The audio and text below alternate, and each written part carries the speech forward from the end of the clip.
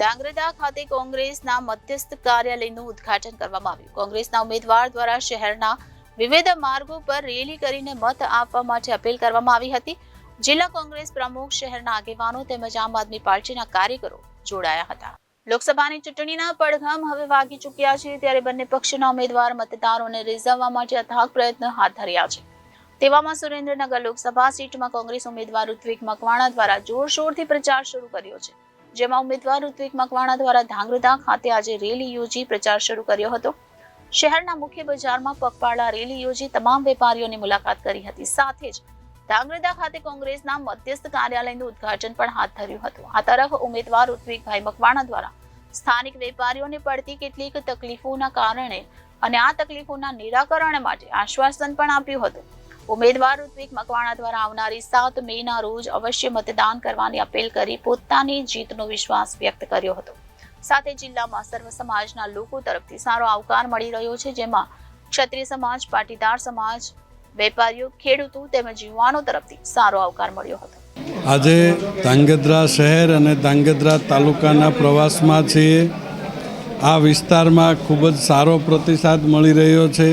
અત્યારે ધાંગધ્રા શહેર ખાતે લોકોની મુલાકાત માટે, રોડ શો માટે જઈ રહ્યા છીએ અને એની સાથે સાથે શહેરના મધ્યસ્થ કાર્યાલયનું ઉદ્ઘાટન પણ કરવામાં આવ્યું છે।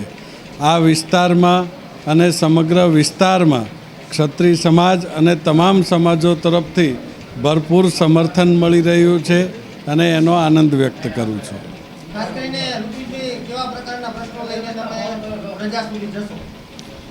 સુરેન્દ્રનગર લોકસભાનો મત વિસ્તાર છે, ખૂબ જ વિશાળ મત વિસ્તાર છે। અલગ અલગ 5 જિલ્લાઓની અંદર ફેલાયેલો મત વિસ્તાર છે, એટલે વિસ્તાર પ્રમાણે એના પ્રશ્નો પણ અલગ અલગ છે।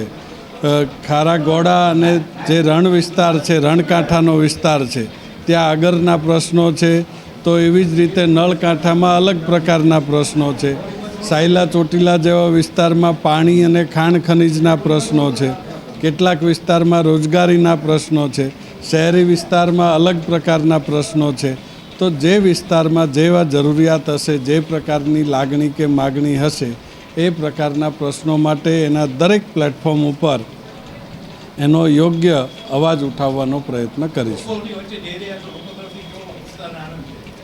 લોકો તરફથી ખૂબ જ બહોળા પ્રમાણમાં પ્રતિસાદ મળી રહ્યો છે, એનો ખૂબ જ ઉત્સાહ છે અને એ વાતની સાબિતી એના ઉપરથી થાય છે કે દેશના વડાપ્રધાન નરેન્દ્ર મોદીએ રાજકોટ જેવી બેઠક છોડી અને પ્રચાર માટે સુરેન્દ્રનગર આવવું પડે છે, એ ભારતીય જનતા પાર્ટીનો ડર દર્શાવી રહ્યો છે। એ લોકોનો હાર એ લોકો જોઈ રહ્યા છે, એટલા માટે વડાપ્રધાને પણ સુરેન્દ્રનગરની બેઠક ઉપર પ્રચાર કરવા આવવું પડે એ પ્રકારની પરિસ્થિતિ ઊભી થઈ છે।